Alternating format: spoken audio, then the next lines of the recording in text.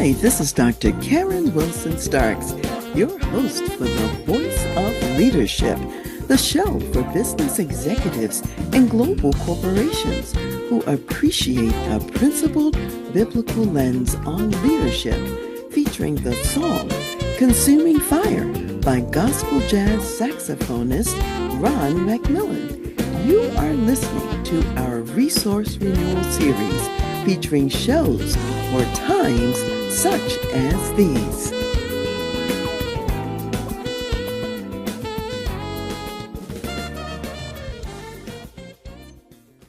In today's world, when jobs are very complex and people are trying to figure out the best way to go, you really need to create conditions so that every voice is actually heard. And this is where the concept of psychological safety comes into play. I would define psychological safety as conditions that make it possible to speak up about an issue or a concern, even if no one else sees what you see. And researcher Amy Edmondson, in her book Fearless Teaming, also would define psychological safety as permission for candor. As she further says, anyone's voice can be mission critical. And since that's true, since anyone's voice can be mission critical, you really want to make sure that everyone feels safe enough to add their voice into the conversation. There are many tough challenges in the workplace. Sometimes you're in a position where you're trying to save someone from a disaster, and maybe you could be thinking about a shuttle launch or something serious like that, or an airplane crash. And at other times, you're identifying a new innovation to really advance the business in a different direction. And because it's an innovation and it's new, it's uncharted territory. Those are times when, as Amy Edmondson would say, extreme teaming is needed. That's when there's no clear line of sight, yet you've got to figure out what to do. Often that's in life and death situations where there's high stakes, high uncertainty, and a lot of ambiguous scenarios. I already mentioned airline crews and space shuttle operations. That also applies to medical surgical teams and also military teams, and especially those who are in combat operations.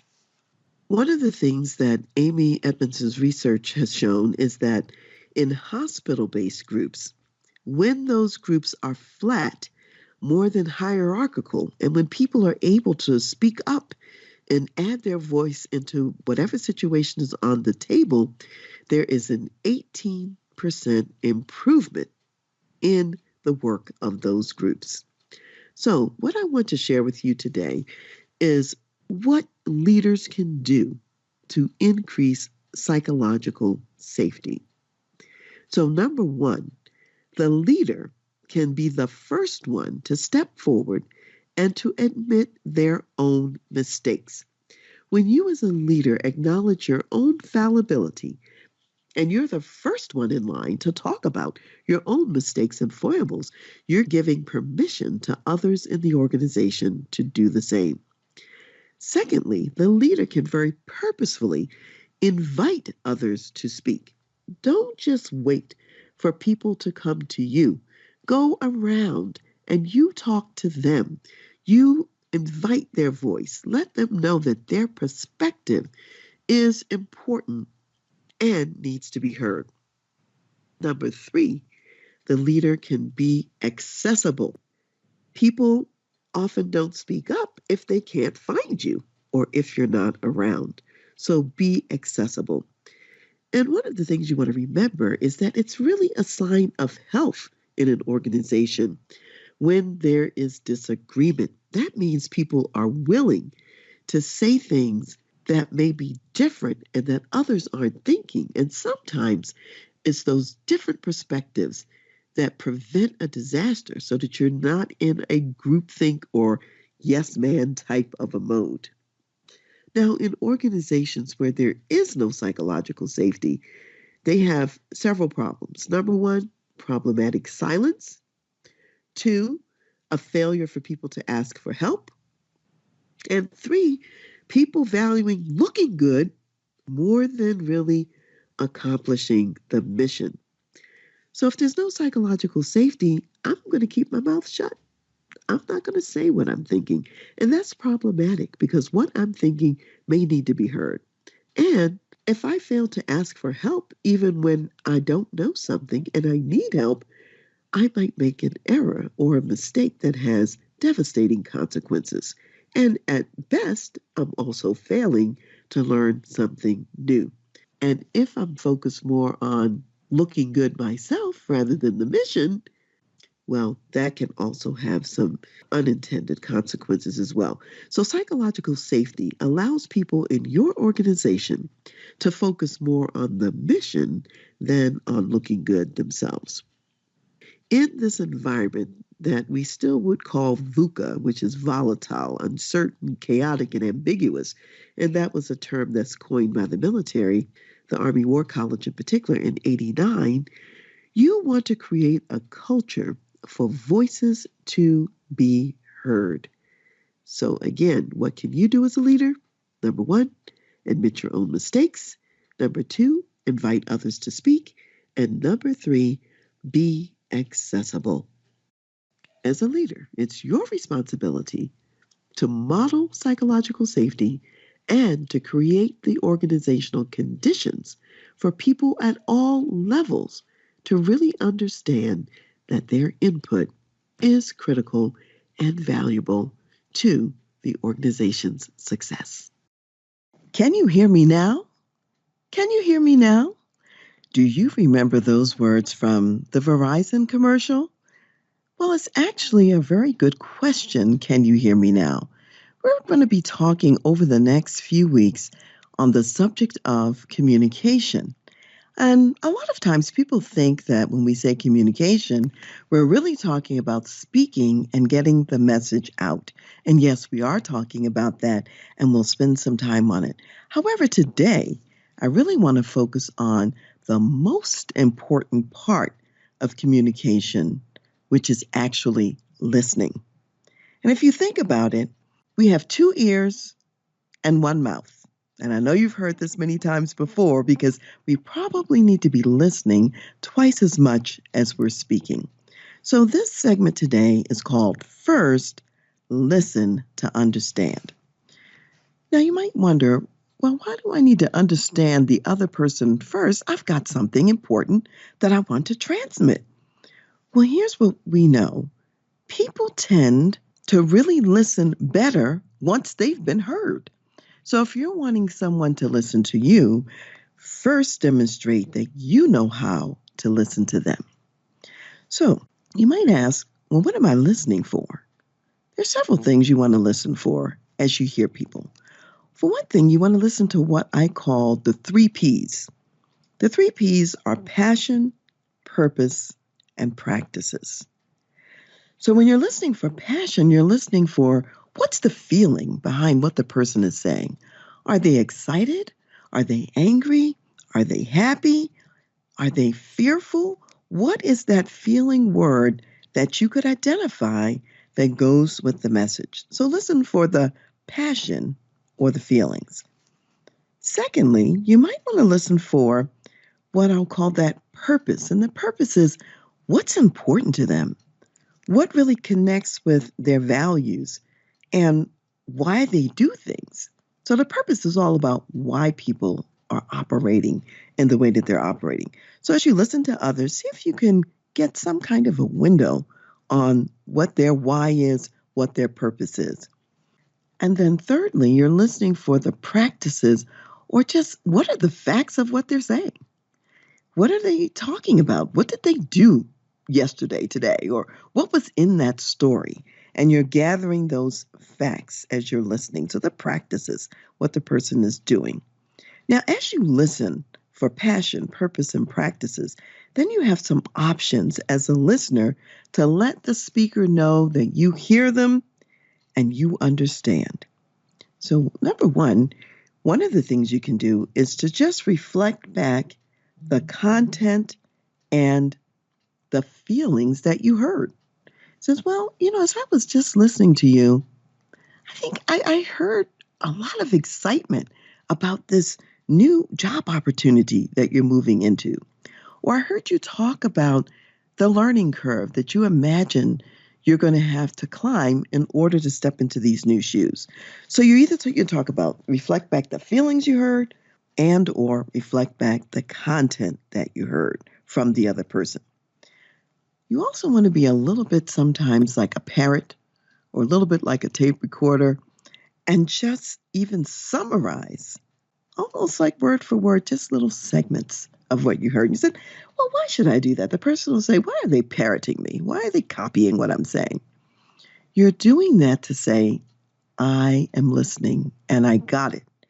And as you parrot it back, if you've missed something or even misconstrued something, it gives the speaker an opportunity to clarify and to say, well, it wasn't exactly that I said. What I really meant was such and such. And so they begin to clarify. You also can begin to clarify directly by asking some questions of clarification. So I think I heard excitement in your voice. However, your words were words that sounded more like fear or concern. And then that gives them a chance to tease out, well, maybe there really is a little bit of both.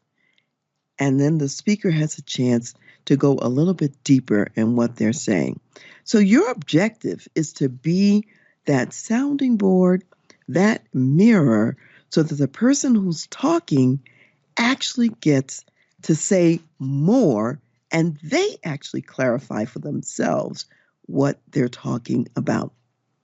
So, in addition to the summarizing you can do, the reflecting back, and the clarifying questions, also take time to ask open ended questions that begin with how or what. And it's open ended because they can't just answer yes or no. They have to tell you more. And that's what you want. You want them to tell you more. And people love to be heard and to be listened to.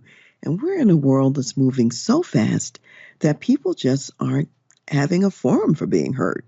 So if you can become that person that's a great listener, you actually will become more valuable to other people because of that service you provide in listening.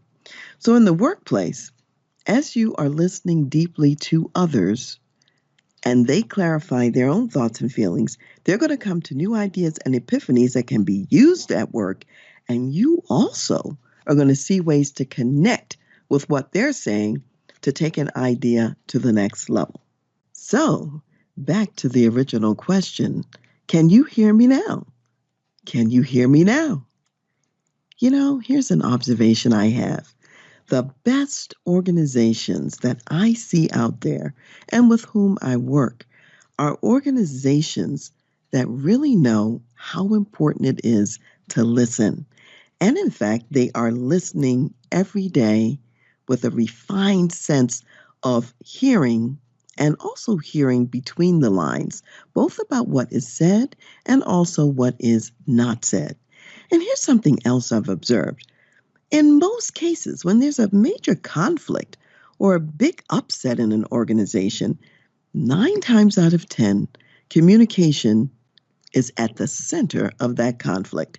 Someone has said something, and maybe it was misheard, misunderstood. Somehow people are like two ships passing in the night and they don't connect. And so these listening skills that we're talking about today are very important to make sure that you and your team hear each other, listen well, and get the true meaning. So my questions for you today are these. Are you sure that you, as that senior leader, are listening to your team? Secondly, how sure are you that the team members are even listening to one another and know how to listen to one another? Again, what I see as the benchmark of the best organizations is that they really prioritize this ability to listen and communicate well. So stay tuned and hear the rest of these episodes about communication. See you next time. Remember back to the days when the main ways you got to hear about information was through television, radio, the newspaper, and maybe a magazine here and there. Well, today we're going to be talking about the impact of technology on communication. So, in today's world, we have moved far beyond TV on our TV sets. We've now got TV on the internet. We've got TV 24/7. We can get TV on demand. We can call up shows we want to call up. You can record things, listen to them when you feel like it. And news is coming through so many different media as well, not just necessarily the newspaper. And even the radio has changed. I can remember when I stayed in a hotel, there was always a radio in every room. And now, the number of hotels that have radios, I can count on one hand or less because people have gotten rid of radios because people are carrying around their own devices to listen to whatever music they want to listen to. And there are services such as XM radio, Sirius XM, so you're not necessarily even limited by local radio stations. Now, in my case, I miss some of those old-fashioned things as I travel to different cities. I love hearing the local flavor of what's on their radio station and what they're doing. But the point is, nowadays we have so many more choices, so many more options so far as dialing into communication and information sources. And the upside is that we have more tools, that we can access those tools at any time we choose. So they're more accessible in that sense. And we're not limited because if you don't like the set of messages on this side, you can choose messages on the other side and have a whole nother set over there. So those are some of the upsides. Now, at the same time that we have those upsides, there are also some downsides. One, the 24/7 access also means that we're being inundated 24/7 too. And so it's harder to take a break.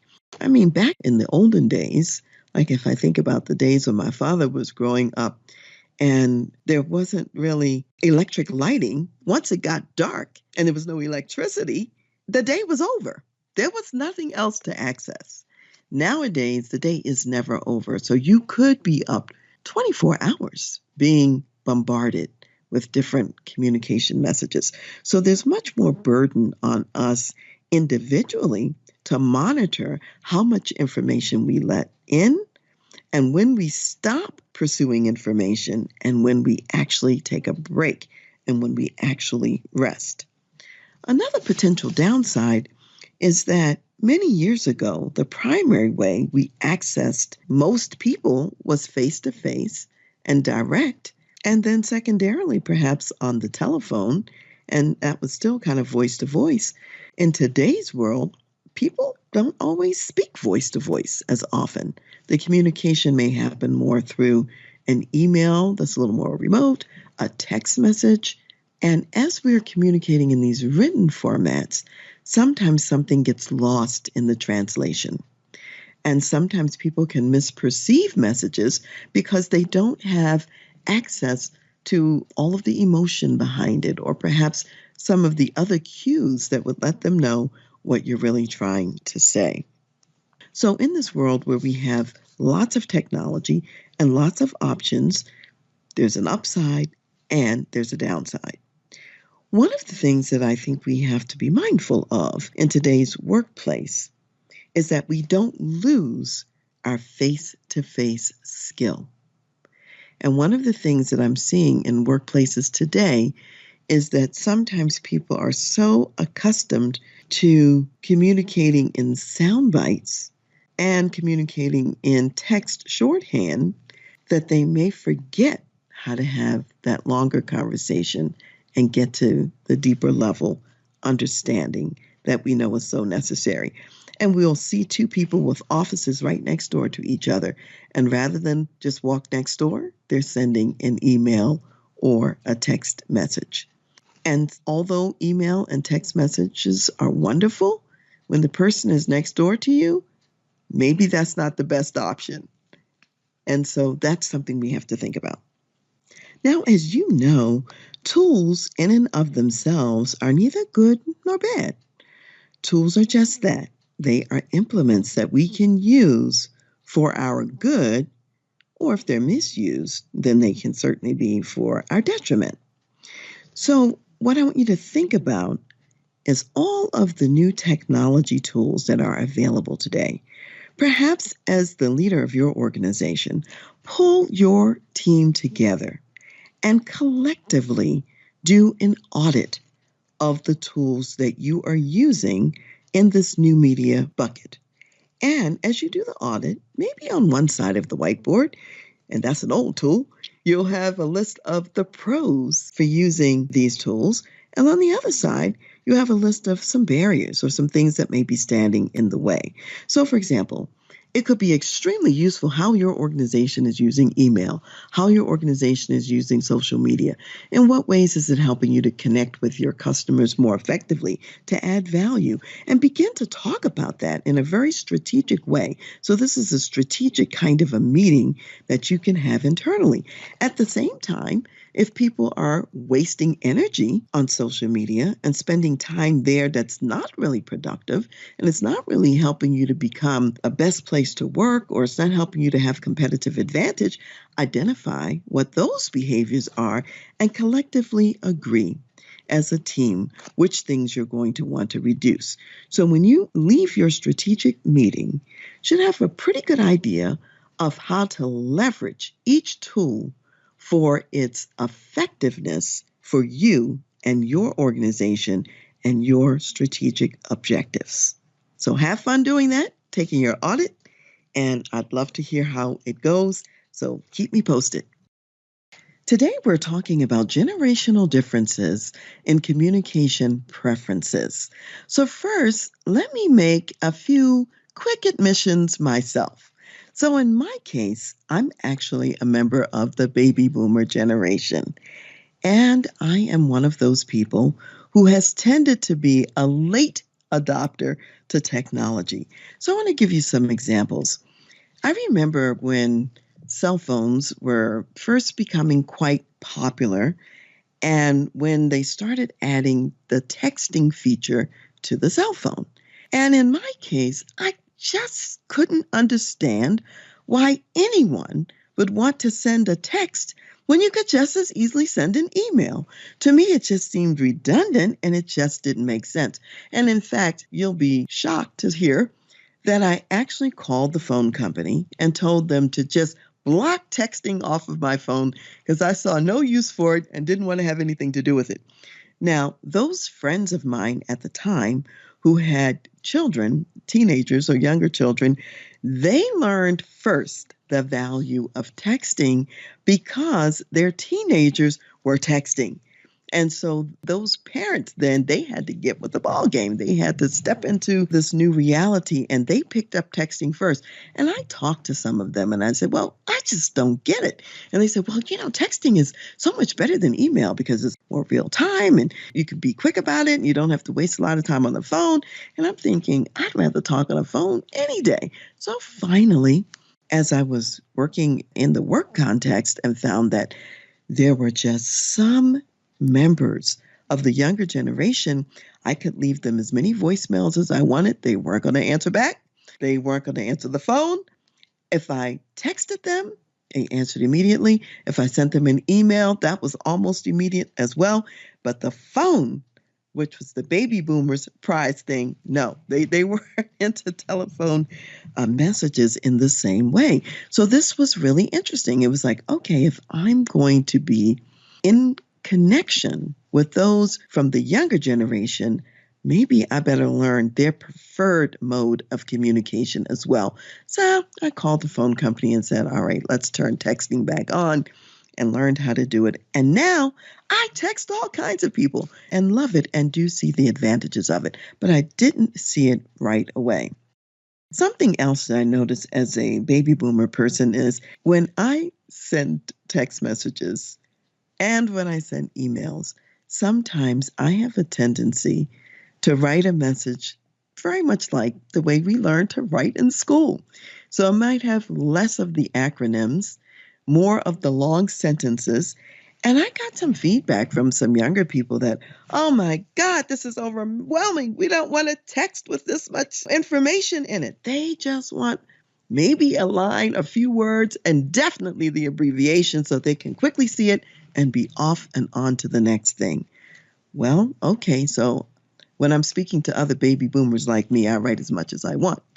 When I'm speaking to younger people, I shorten it up so that therefore they won't get impatient and perhaps not even read the message. So, the point of all of this is that we've got to think about there are different styles, different approaches, and new is not always bad. In fact, we can learn a lot from each other, the generations. So I'll give an example. There was one time I had been giving a presentation at the American Psychological Association, which is my professional organization. And there was a younger person present who was very interested in that presentation. However, he was not going to be able to attend that session. And he asked me if I'd be willing to share the presentation highlights with him later in a follow-up meeting. And I said, sure, that would be great. And he suggested that perhaps we use Skype. Well, back then, I had no clue how to use Skype. And so I told him I didn't have a Skype account, had no idea how to use Skype. And so we agreed that in exchange for me teaching him the basics and fundamentals of this workshop I conducted, that he would help me to set up a Skype account and teach me how to use that. And that's what we did. And so we had mutual learning there.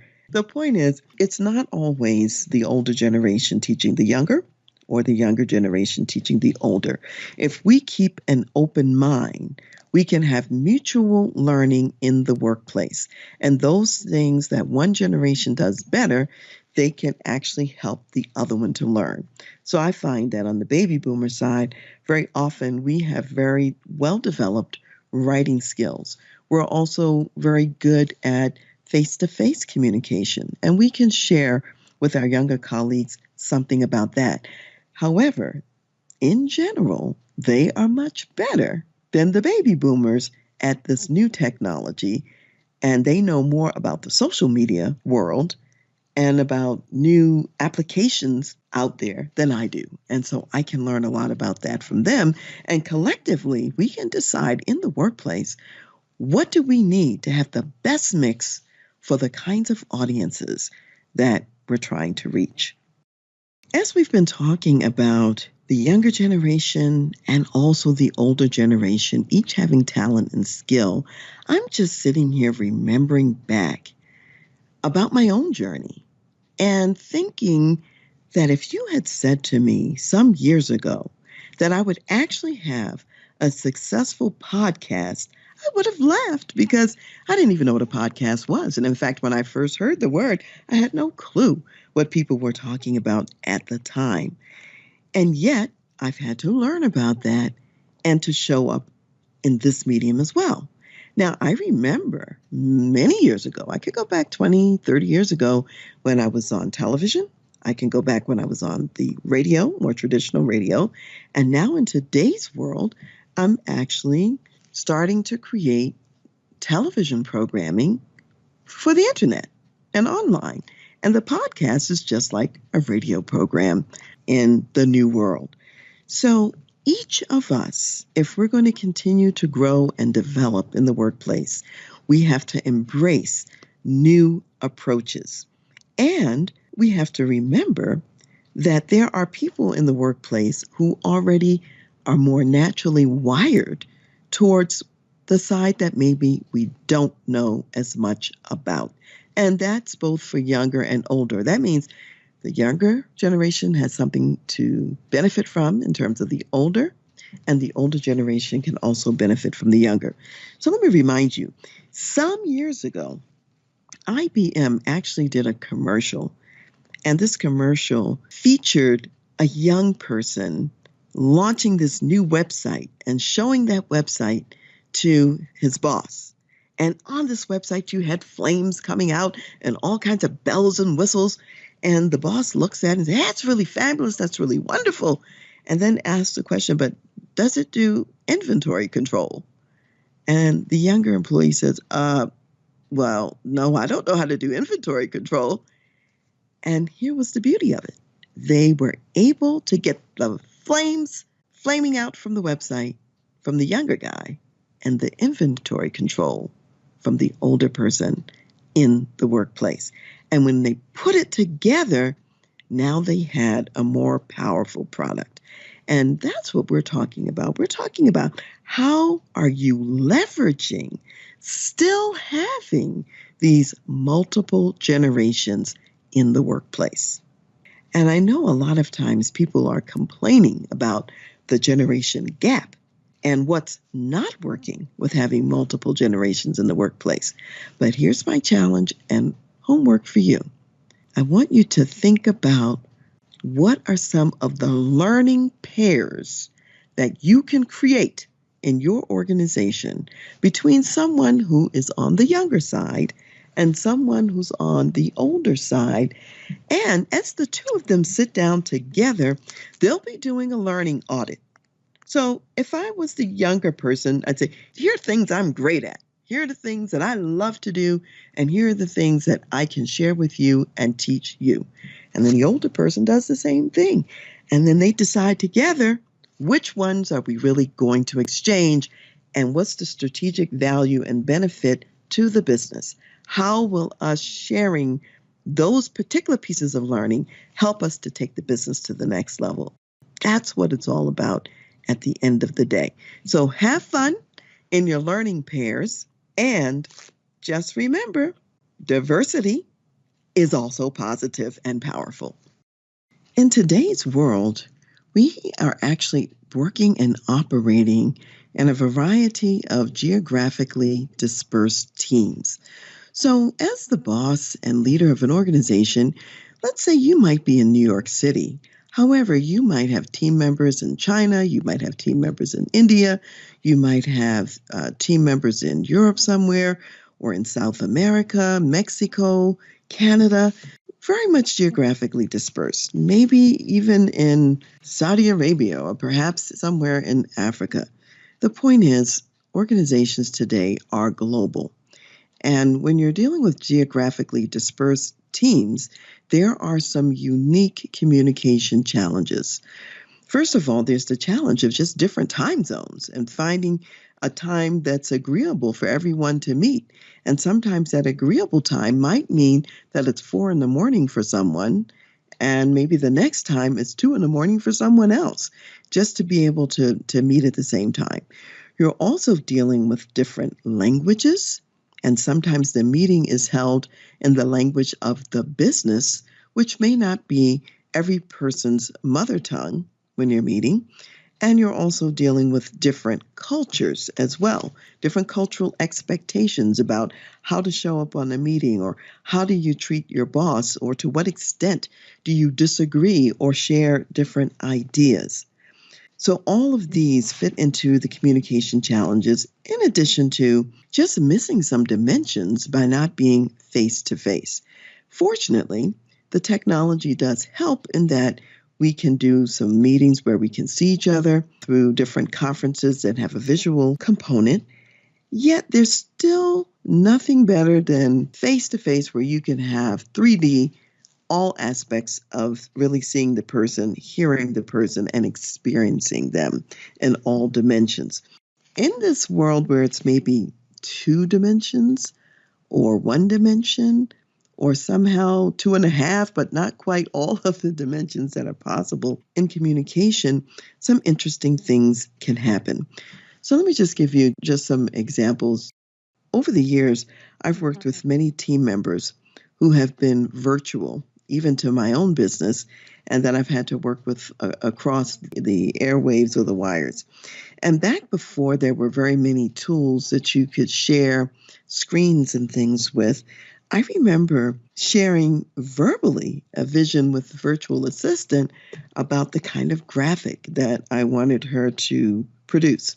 In my mind, I was very clear about what I wanted to have her create. And when I received the product and looked at it, I had to laugh because I could see how she interpreted my instructions and the way that she interpreted them. And from the chair where she was sitting, that's what she thought I wanted. It wasn't what I had in mind. However, the description that I gave her also fit what she gave me back. So I had to realize in this virtual environment, we've got to communicate and over communicate in some ways that aren't necessary when if we were just sitting next to each other at the same desk, I could even draw a quick little picture and say, here's what I'm talking about. Easier to ask the questions. And in fact, we would know quickly whether we're on the same page or not. When you're working virtually and you've got geographically dispersed teams, a lot of double checking has to happen to make sure that everybody's got the same picture and vision of what you're talking about. So again, those listening skills that we mentioned earlier really come to the forefront, because if you describe something that in your mind looks like a triangle with the point at the top of the page, and somebody has envisioned that triangle and it's maybe not an equilateral triangle and the point is pointing somewhere else, well, triangles have 3 points. So which one were you talking about? So it's not always easy to actually get the message across when you're dealing with a geographically dispersed environment. I know some of my clients really have issues with the cultural piece here, because in some cultures, it's really considered rude to disagree with the boss in a public meeting. And so if you're having a meeting with your team and you're trying to generate ideas and you're coming from an Americentric point of view, you may have some people from other parts of the globe that will be reluctant to share their ideas. And it's not that they don't have ideas. It just may be that they may not feel fully comfortable, invited, or able to share them in this format. So then you have to figure out, what do I need to do to create that safety and that communicates across different cultures and across different languages? And also remember, for those of you who do speak more than one language, you know that when you are speaking in the language that's not your mother tongue and you're listening to audio only, or perhaps the visual part has got a delay or some other defect in it, it can be very difficult to fully understand that second language or that third language that you speak. So people are sometimes missing parts of the communication, and they may know that they're missing it, but the train is moving so fast, they don't know how to interrupt, or sometimes they don't even know they're missing it. They think they've got it. And so again, in the geographically dispersed team, more of those touch points, stopping, checking for clarity, slowing down, summarizing, having people say back what they've heard becomes even more important to make sure that everybody is in agreement. Now, even that can be challenging culturally because, again, some people might think, well, if I show that I didn't get it, or if I didn't understand it, or I didn't hear it, it might look like a flaw in me. And so the leader has got to be very clear that I know that we are working virtually. And therefore, as I'm communicating, you may not fully be hearing what I'm saying, not because there's a flaw in you, but there's really a flaw that's inherently built in to the virtual and the long distance communication. And my own transmission may not be 100% where it needs to be because I forget sometimes what you need. And so sometimes as the leader, you've got to put that back on yourself, that your responsibility is to communicate, and you know that they may not always be able to understand because you may have forgotten an aspect that they need to have in place in order to hear better. As we're talking about communication challenges for geographically dispersed teams, I am actually seeing an opportunity for some other aspect that the group can practice together beyond just communication. And that other aspect is what I call collaboration and co-creation. The most powerful work is done in organizations when they collaborate and co-create together. So your assignment this week, even though it's about communication in a geographically dispersed team, is also about building in a collaborative and co-creation process. So let's imagine that you are going to bring your geographically dispersed team together in a virtual format.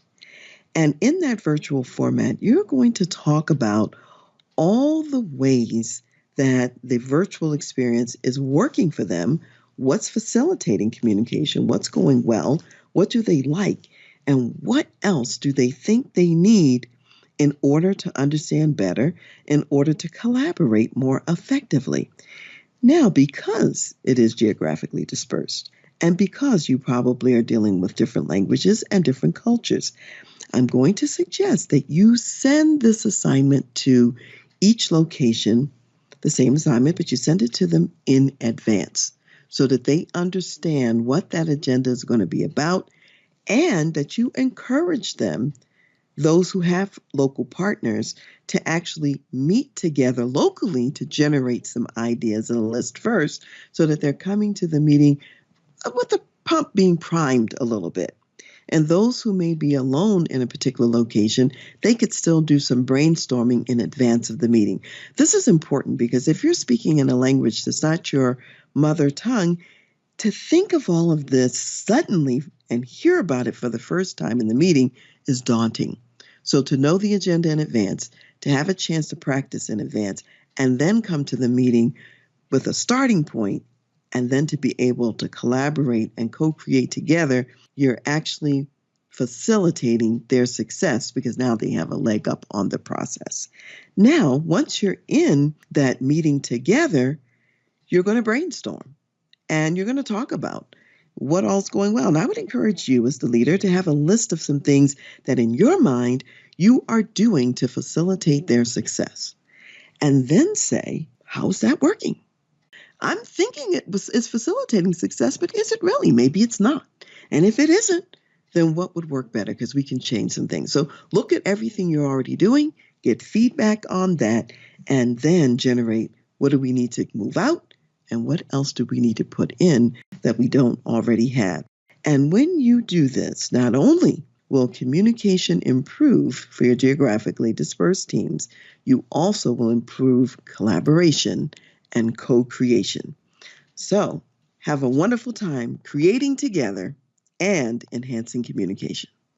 We live in a world with so many divides between groups of people. And today, I am with Dr. Clarence Schuler, the president and CEO of Building Lasting Relationships. Dr. Schuler knows that cross-cultural friendships are part of the necessary healing journey. So, Dr. Schuler, tell us more about the power of cross-cultural friendships.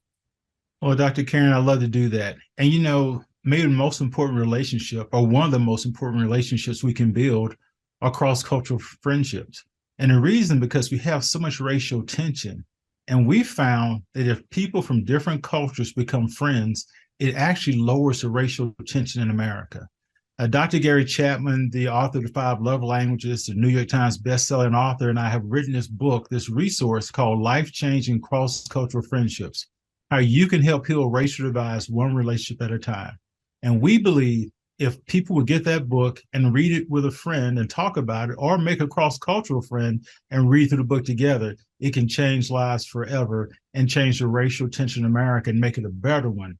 So that's really our goal with that resource.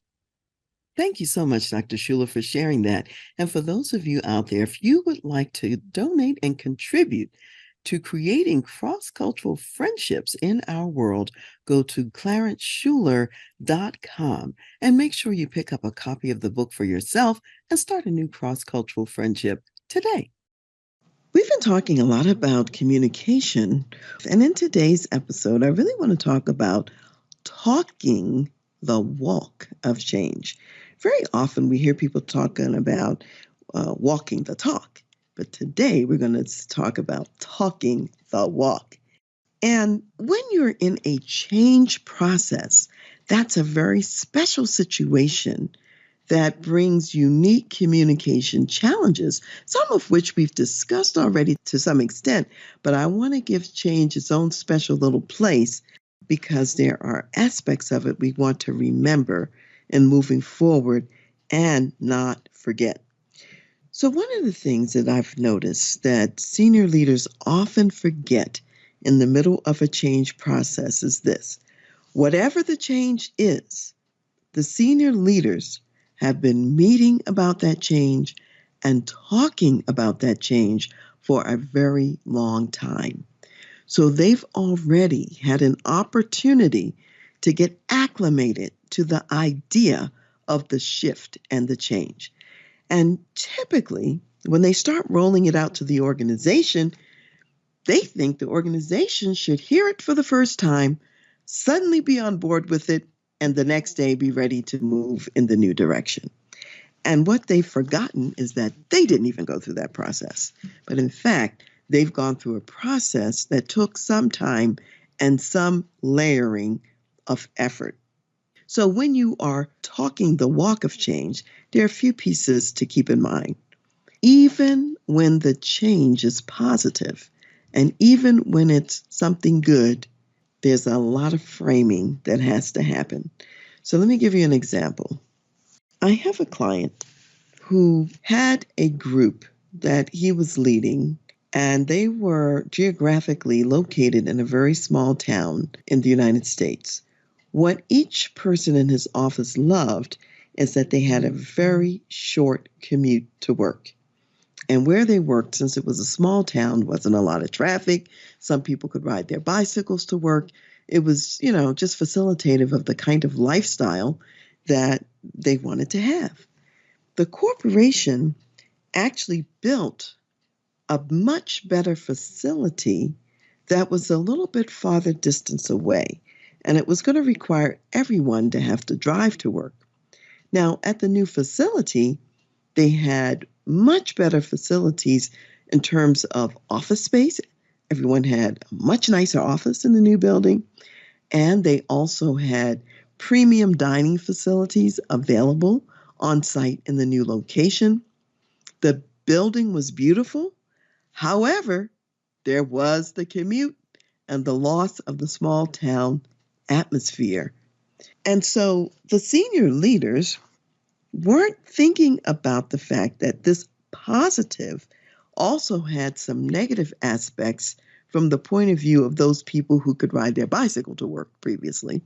And as they were embracing the new, that the workforce also needed the opportunity to say goodbye to and mourn the loss of the advantage of the old place.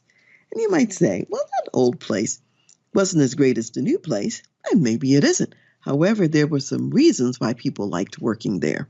So, as a leader, you want to keep in mind that you want to very clearly and articulately, number one, explain to people the reason and the why for the change. So, in the case of this corporate move, one of the reasons that they were moving to this new facility is that they were bringing multiple work groups and multiple teams together geographically to enhance the collaboration and co-creation process. Whereas prior to this time, my client's team was more remote and off by themselves. So they could collaborate and co-create together, not necessarily with other parts of the organization. So that was one of the reasons that the organization went to this new structure and facility. You must create and share that compelling why and the reasons for how it's going to improve the business and also life of the employee in the long run, even if there are some short-term adjustments. The second thing that the leader has to talk about and leave time for and create forums for the workforce to talk about is, what are we losing? What are we giving up? What are we saying goodbye to? And so often in organizations, this is the piece that's left out. And people, when it's something better, they say, well, what is there to lose? And we already gave them 5 minutes to discuss this, and that's enough. And sometimes people need to revisit it more than once, over and over again. And let's say I talk about the loss today, And you could even think about this, even in terms of we've had losses in our lives. It could be a loss of someone that's very close to us, a loved one, a friend. And maybe when we talk about it today, that's one conversation. 6 months from now, the conversation may be different.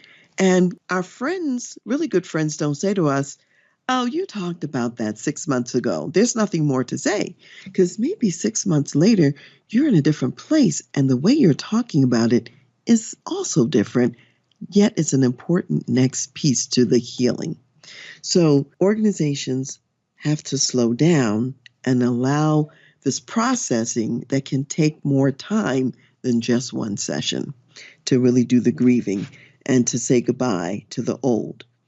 And then the third piece is providing the time to really talk about what's the benefit of where we're going and what are we really gaining. And not just for the whole organization, also for individual teams and also for individual employees and workers. They've got to see the benefit at all those different levels. And so my client who was moving had to stop and conduct those conversations with his team. They had to sit down and talk about what they were losing, even though they were going to a better facility. And they had to talk about that transition into the new place and what they were looking forward to.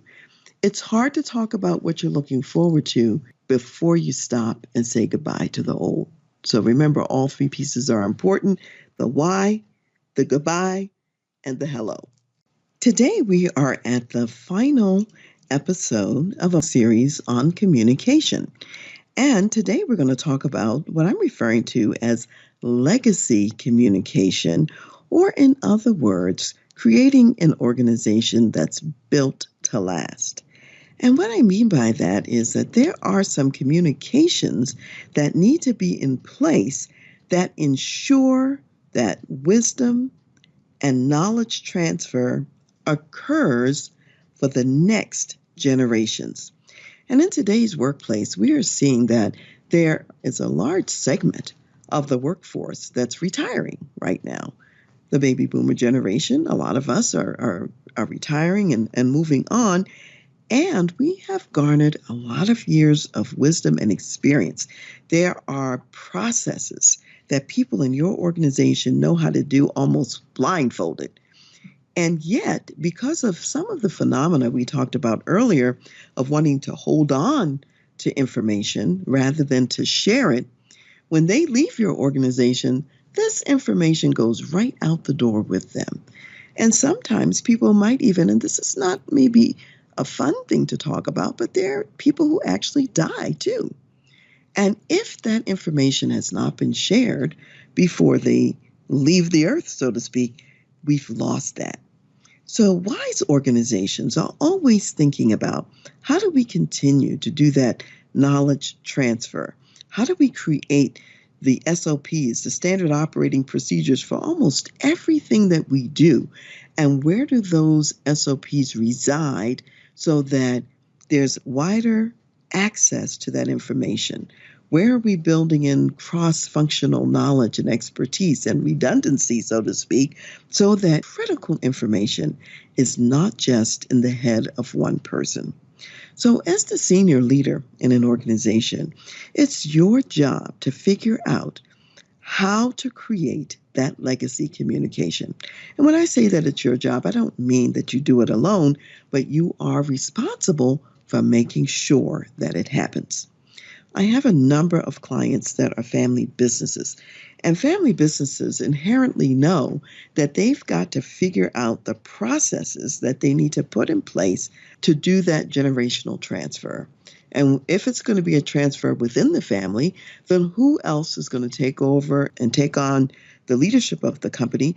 Or if perhaps the next generations aren't interested in the family business, then what professional management and leadership is going to be brought in? How do you bring those people up to speed? How do you select the right individuals and transfer knowledge and wisdom over to them so that they can run the business? Even if you are not a family business and not automatically thinking about this, this is a piece of just in general succession planning. When we think of succession planning, we're usually thinking about persons and specific jobs. but there's also succession of knowledge and information transfer. And it's important to have communication processes in place to facilitate that transfer. As we've been talking about legacy communication, you might be wondering, what are the disadvantages or the potential disasters that could occur if you don't attend to this built to last piece of the business? Here's what I would say. When organizations don't pay attention to that legacy communication, they end up wasting a lot of time having to reinvent the wheel. And while they're wasting time reinventing wheels that have already been created, their competitors are moving on to new wheels and on to new gains and advantages and gaining some distance on them. And you frustrate the workforce because they know that at some point they've invented that wheel already. And the fact that you have, in essence, lost a diamond out of the vault is disconcerting to them. When they've put a lot of energy and work in creating diamonds and pearls and emeralds and all kinds of finery for you, they want you to value it enough to keep it and to protect it. So reinventing the wheel is time-consuming and costly, both in time, people, and money resources.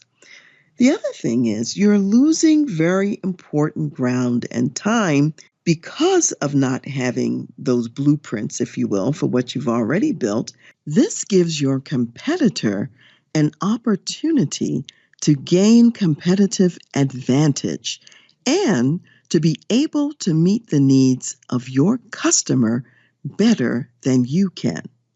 Long term, this jeopardizes the survival of your organization. And you might even go out of business as a result of that. And on the way to going out of business, you are losing revenue and also reputation. That's all pretty serious in terms of why it's important to keep things dialed in on legacy communication. So before I give you the specific homework for this segment, I want you to think about the fact that this is now the 9th in a series of podcasts on communication. Please remember to go back and review all of the segments and hear about these very important aspects. And keep in mind that as important as these aspects are, these 9 are really a subset of all of the critical communication aspects that you need in an organization. So I want to invite you to have a conversation with me about what are some of the best practices for you in your organization.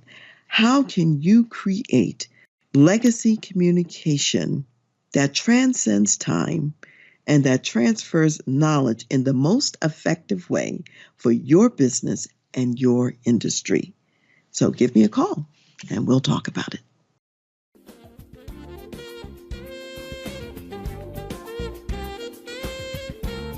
Thank you for listening to The Voice of Leadership with me, Dr. Karen Wilson Starks. I am also your concierge executive leadership advisor for when you need to make tough business decisions, facilitate executive succession and transition, develop your executive team, lead change, create a positive and profitable culture, or leverage marketplace creative advantage. You can reach me at Dr. Karen, Karen, at transleadership.com. Also go to my website, transleadership.com, for more leadership resources and insights. I want to give special thanks to Ron McMillan, gospel jazz saxophonist and national Billboard recording artist, also known as Mr. Sirius XM Jazz Watercolors, for allowing us to use his gifted music on our show. Thank you for joining me today, and I'll see you next time.